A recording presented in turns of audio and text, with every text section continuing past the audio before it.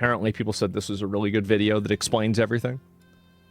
We got him. On April 5th, 2026, day 37 of Operation Epic Fury, U.S. Special Forces rescued the second crew member of the F-15E fighter jet that was shot down over Iran. Saturday's operation was conducted by a specialized commando unit with a high volume of air cover. The U.S. forces unleashed a hail of heavy fire. It's crazy that, like, I see this and I get triggered because I played Black Desert and people had, like, this ghillie suit thing.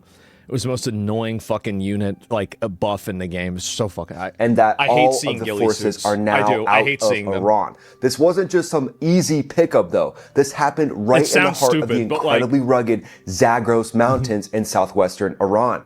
In the Chamahar and Bakhtari province near Dishat, we're talking steep, jagged ridgelines topping over 7,000 feet, deep, rocky valleys, loose shale slopes, and unforgiving high-altitude terrain that's perfect for hiding, but absolutely hell for moving fast, especially when you're injured and being hunted by the IRGC. This video will recount the actual rescue operation of the F-15E Wizzo. And President Trump posted this. He said, "We got him. My fellow Americans, over the past several hours, the United States military pulled off one of the most daring search and rescue operations in U.S. history for one of our incredible crew member officers, who also happens to be a highly respected colonel and who I am thrilled to let you know is now safe and sound." This brave warrior was behind enemy lines in treacherous mountains of Iran, being hunted down by our enemies who were getting closer and closer by the hour. But he was never truly alone because of his Commander-in-Chief, Secretary of War, Chairman of the Joint Chiefs of Staff, and fellow warfighters were monitoring his location 24 hours a day and diligently planning for his rescue. But the IRGC wanted to get him first. The Islamic Revolutionary Guard Corps was searching the entire area, including using their elite units and local militias. The elite units. Wow. Swarmed the Black Mountain area with everything they had. Villagers were even offered big cash rewards by Tehran to join the hunt and turn in the American for a major propaganda win for Iran. But America answered the call with overwhelming force. Elite special operations teams, including Air Force Special Warfare Pararescue Men, the legendary PJs so that others may live is their motto, and Naval Special Warfare Development Group operators were on the ground as well.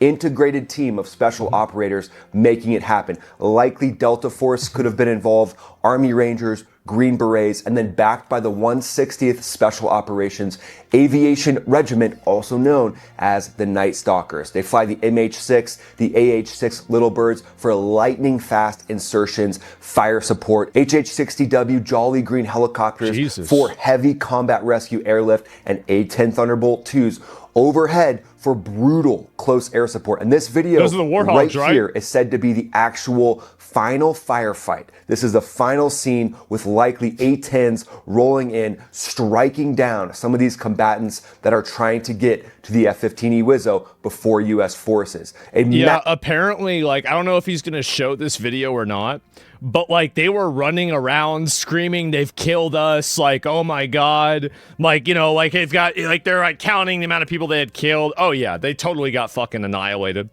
Massive firefight took place. Why don't they show video of the operation? Reaper drones were overhead. Because they don't want to show their tactics. Speaking of MQ-9 Reapers, this report just came in. U.S. MQ-9 Reaper drones protected the rescued F-15E crew member by striking Iranian military-aged males believed to be a threat who got within 3 kilometers of the airmen. A person familiar with the operation told Air and Space Forces magazine this exact quote. MC-130J Commando 2 transports slipped into austere strips deep behind enemy lines, and likely even F-15E fighters going out to protect their member of their squadron, plus A-10s, F-35s, other birds up ahead providing air cover and jamming Iranian systems and signals and communications from Tehran on to the IRGC. And President Trump also said this. He said, "We have rescued the seriously wounded and really brave F-15 crew member officer from deep inside the mountains of Iran. The Iranian military was looking hard in big numbers and getting close. He is a highly respected colonel. This type of raid is seldom attempted because of the danger to man and equipment." It just doesn't happen. The second raid came after the first one, where we rescued the pilot in broad daylight. Also unusual. Well, wait a minute. So they got him in the middle of the... I just kind of assumed it happened. Wow. Spending several hours over Iran, an amazing show of bravery and talent by all. This was one of the most daring search and rescue operations in U.S. history, and it reminds the world that the U.S. will never leave an American warfighter behind. No Americans were killed in the operation. The Wizzo, injured but safe, and U.S. forces proved total dominance. Today, we're walking through every fact that we know and the full story of how this daring rescue operation culminated in the safe rescue of this weapons systems operator, but it did culminate in one of the biggest firefights during a rescue operation in U.S. history. Holy and fuck. This going down is going to change everything. So there was a massive firefight and we didn't lose anybody?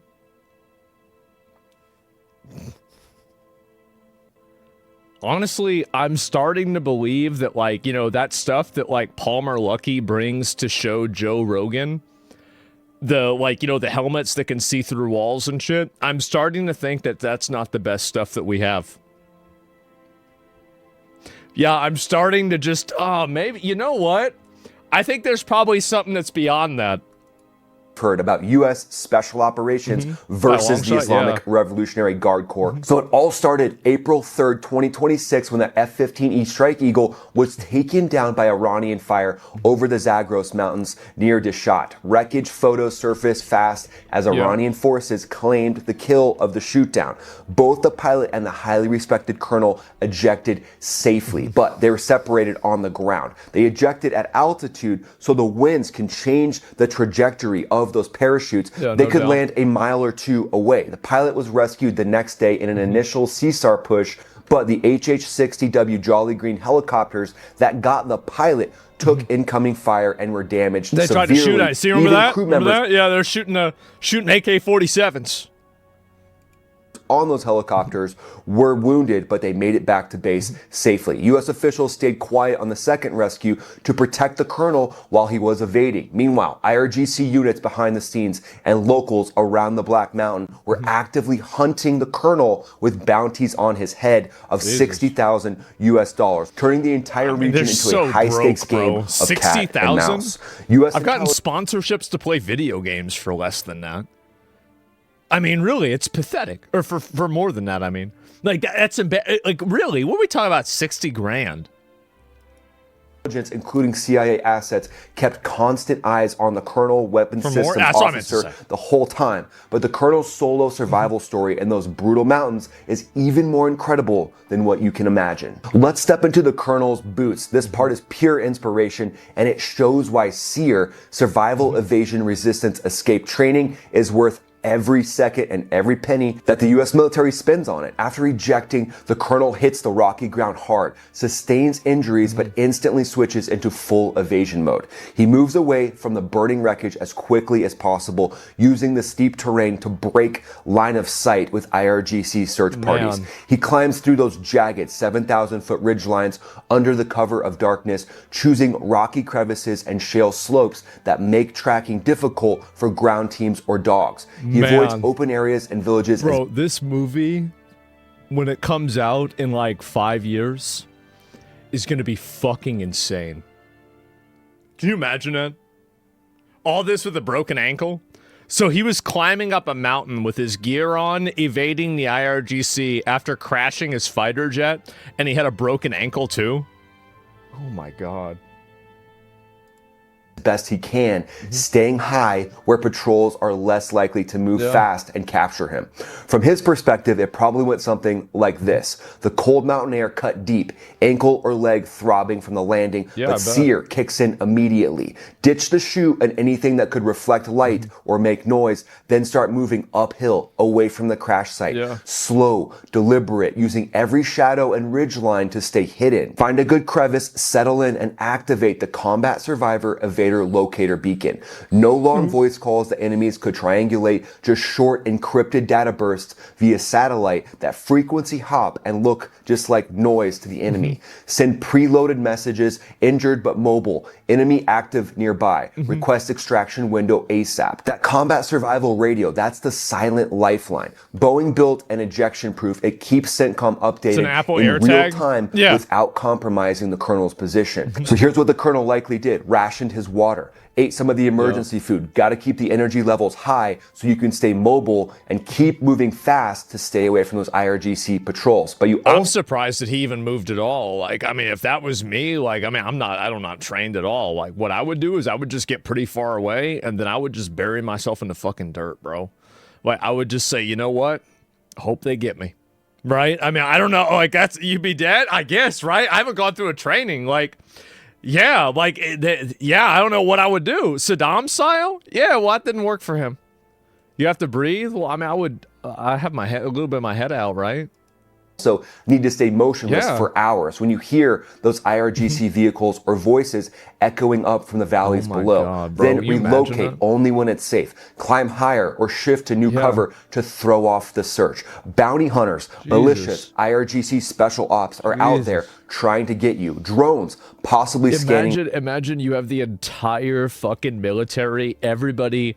I mean, because you got to know that the Iranian military getting this guy is like their top priority. Like, this is the main thing that they care about. They're investing everything that they possibly can into getting this. Yeah, you've got 5 stars, bro. Like, they're sending in everything after you, and they don't get them. That's bad. Ridges, but trust your training, the seer, the deception operations that are going on behind the scenes to feed the enemy information that you've already been extracted. Nearly 48 hours of pure discipline, minimal movement by day, careful navigation by night, conserving energy while your body fights the pain and the cold. But this colonel knew he was never truly alone. The president, chairman of the Joint Chiefs of Staff, secretary of war, and other war fighters from his unit and from Special Operations Forces are out there, ready to scoop him up when the time is right. As soon as the Wizzo confirmed that he was alive through the different techniques and tactics that you use for SEER, CENTCOM went into full go mode. Presidential Task Force spins up a massive joint special operations unit to go in and get the colonel. The prep I mean, it's crazy that they did all this in like 2 days too. And you know what's really funny is that while they were doing all of this over the 2 days, there were a bunch of like weirdos on the internet that were like having their latest hysteria fit about fantasizing about Donald Trump actually being dead, while simultaneously they were like rescuing a guy inside of Iran. It's just like, oh, I think they died. Oh my God.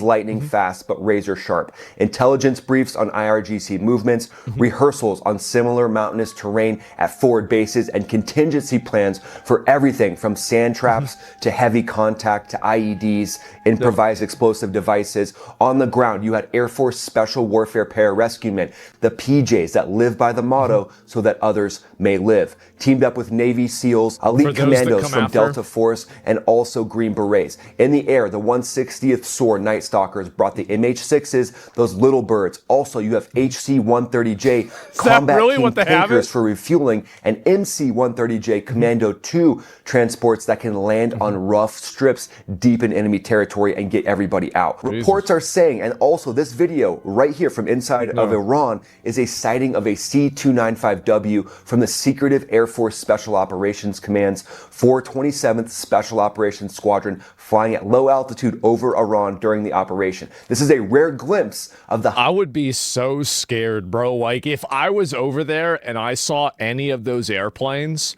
I would be fucking gone. I would be like, nope, not for me. highly specialized platform supporting deep penetration missions. And then overhead, A-10 fighters with their GAU-8 cannons, MQ-9 Reaper drones for eyes in the sky, plus surveillance and electronic warfare aircraft jamming Iranian radars and comms. This was years of training and investment coming together in real time. But none of that prep would have mattered without the intense close-quarter battle that erupted once the teams hit the ground. Under the cover of darkness... See, that was crazy to me, is like the fact that they had a massive firefight and they didn't lose anybody is probably the biggest surprise. Because that's the same thing that happened with Maduro, too. And you would expect that the Iranians would be more organized and more, like, better trained than, you know, I guess Maduro's guys, but I don't think it really mattered.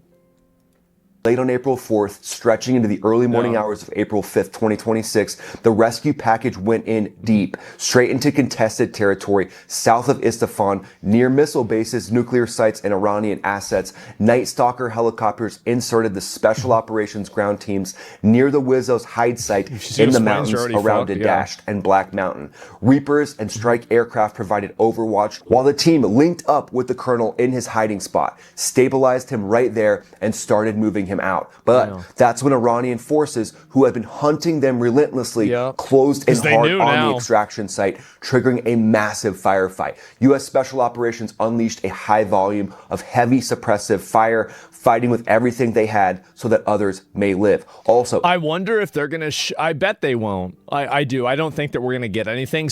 But we might get like one or two from Iran's point of view. Like, what is it even like whenever you're fighting these guys? Because, like, I don't even know. Like, because I bet they probably use the same tech that they used with Maduro, right? And so I wonder if anything would even work. A-10C Thunderbolts up overhead rolled in with devastating close air support, while Little Birds added rockets and mini gunfire. It was fierce and close quarters, and there's rumors of burned out Little Bird wrecks at the crash site, showing exactly how hot the engagement got in the Dadasht area. This was one of the deepest penetrations into defended Iranian territory in modern times. Iranian forces actively trying to stop the rescue, but warriors from the USA held the line. They protected the colonel and kept the fight under control. I also think that, like, what I'm happy about with this is that it totally gets rid of that entire narrative that the Iranian military was, like, really well trained and they were totally ready for the United States to send in their troops. Okay. Well, that didn't work. Yeah. After that firefight, the exfiltration brought its own edge-of-your-seat drama. The rescue force, now with the freed colonel, rendezvoused at the remote, austere Ford airfield and Ford arming refueling point just south of Isfahan. Multiple MC-130J Commando 2 transports landed inside enemy territory to pull everyone out. But two of the MC-130Js got bogged down in the soft sand, wheels sinking in with no safe way out. With Iranian forces closing in, there was zero time to waste. U.S. Special Operations teams rigged demolition charges and destroyed the aircraft in place, setting them ablaze to deny Iran any technology, wreckage, or propaganda win. Thick black smoke rose from the hulks and burned out Little Birds, who also left at the site after their critical role in the fight. The call went out right away. 3 replacement aircraft came in, maybe those 295Ws, loaded the entire force, including the stabilized colonel, and exfiltrated everyone safely out of Iran and back to friendly airspace. Mission complete, no loose ends left behind, proving once again why America's military is the greatest fighting force the world has ever seen. So from the colonel's solo evasion... I mean, I knew they were good, right? But, like, I'm gonna be real, like, after that Maduro thing, like, I was like, what the fuck? Bro, especially whenever they had that interview with the guy where he was just like, yeah, everybody just started bleeding and everybody just died. I was like, what the fuck, man? Perspective in those brutal Zagros mountains to the intense firefight and gritty exfil. This operation showcases exactly what makes the U.S. military unmatched. Elite teams executing their operations under fire, world-class aircraft and systems delivering results, and that ironclad American commitment to never leave a warfighter behind. The Wizzo sustained injuries, but is now safe in friendly territory. So hats off to the rescue teams. So proud of all the different special operations forces and the special aviation units that made this happen, as well as the fighter pilots that were up overhead protecting this whole operation, the drone operators that were the eyes in the sky protecting this weapon systems operator. My hat goes off to all these exceptional warriors that were involved in this operation. Is a badass video. What part of this rescue operation are you most fired up about? Let me know in the comments below. Would love to hear what you think. And then go ahead and follow me on X, follow me on Instagram. I'm posting there pretty much every day. Click the link in the description. Join the Max Ready Room. I do priority replies to members in the live streams, and I'm pretty much doing live streams every day at this point. And then watch this next video that pops up right here. This is Ryan, also known as Max Afterburner, signing off. Man, that was a good fucking video. Holy shit. And wow, god damn. Like, yeah, how people see stuff like this and hate their own country?